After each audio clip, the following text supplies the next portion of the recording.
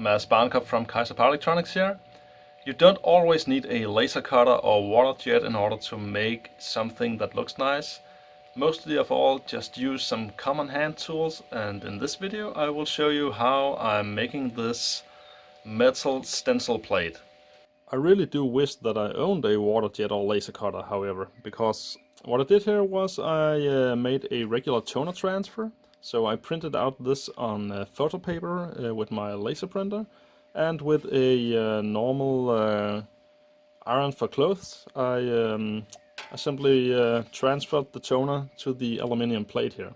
Now, as it is a big plate, it does absorb a lot of heat, so it takes a lot of practice to not get the toner smeared all over the plate.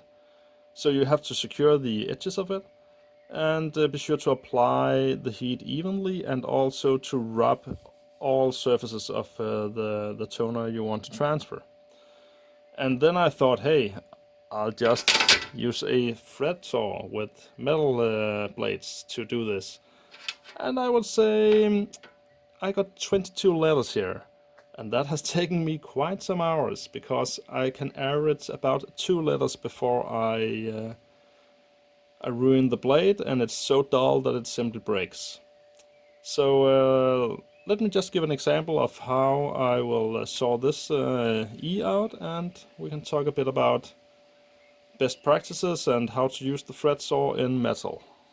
So each and every time that I want to do a new letter, I have to open up the saw in order to put it through the pre-drilled hole here.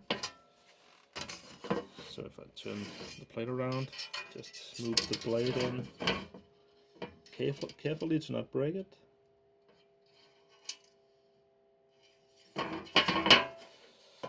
Get it through here.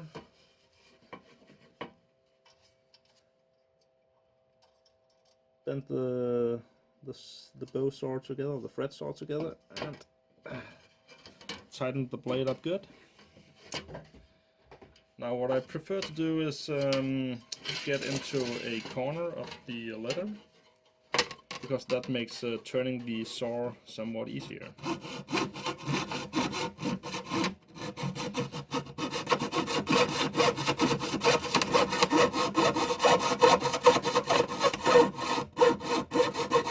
So once I get out to the edge, it's important that you start moving with very small and rapid movements in order to turn the blade. Because the situation where you break the blade is where you twist the blade without it having space enough to turn in.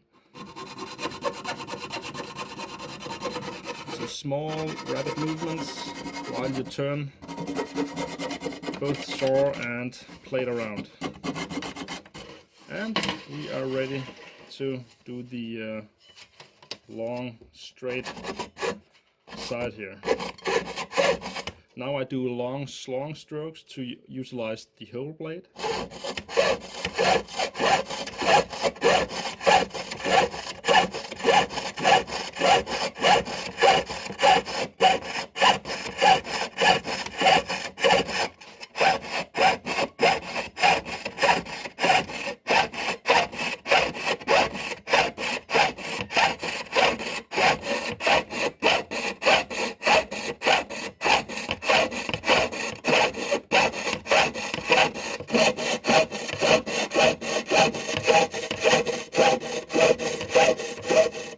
And nearing a corner again, rapid movements, slowly turning the blade.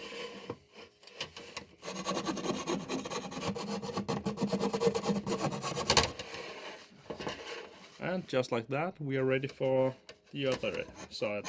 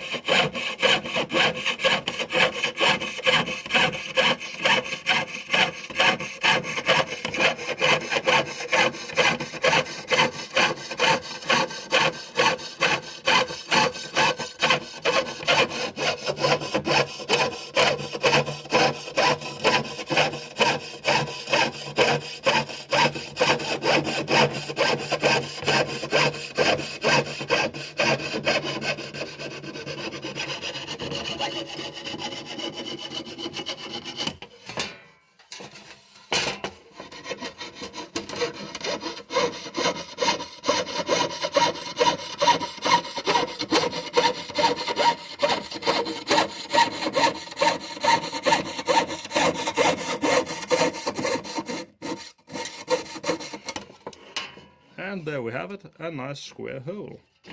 Now, then I have to open up the blade, move the saw out, and continue on the next piece. Now, I made this look easy because I have practiced a lot on the previous 20 letters. As you can see, these are some of my first cutouts. Just move them over here, we can see them. And as you can see, these are not nice and square in one piece as I did here, because I simply tried to, I was not sure what I was doing here. But if we take a look at some of the latest cutouts I did, we can see that practice does make master. That some of these more advanced shapes, for example this piece of an R, that these came out in whole pieces and are nice looking. And half an A. So what you simply need is, as anything else, practice and learning how to handle your tool in a orderly manner as to not damage what you're working on or the tool itself.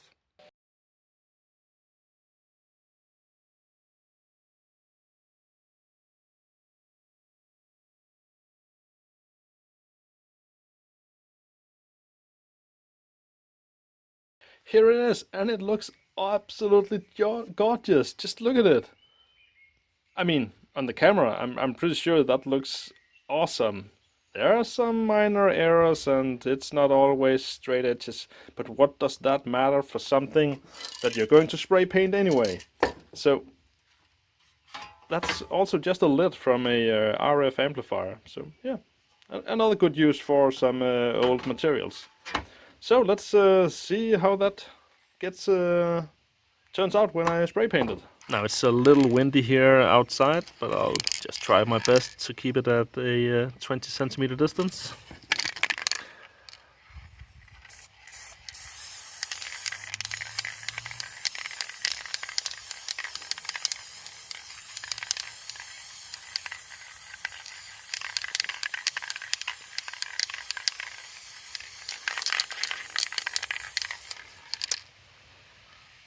And there we have it. Guess we can just take a look right away. Hey, if that ain't awesome, what is? I hope you enjoyed this little tool video, and as you can see, the result is absolutely stunning. I mean, it couldn't get any better. Why would you need water jet or laser cut stencils to make something like this? It is, after all, spray paint. And as you can see, it has all the details you want from a spray painted stencil. This will look awesome on my transport boxes and other gear for my for Kaizer Power Electronics. So until next time, see ya.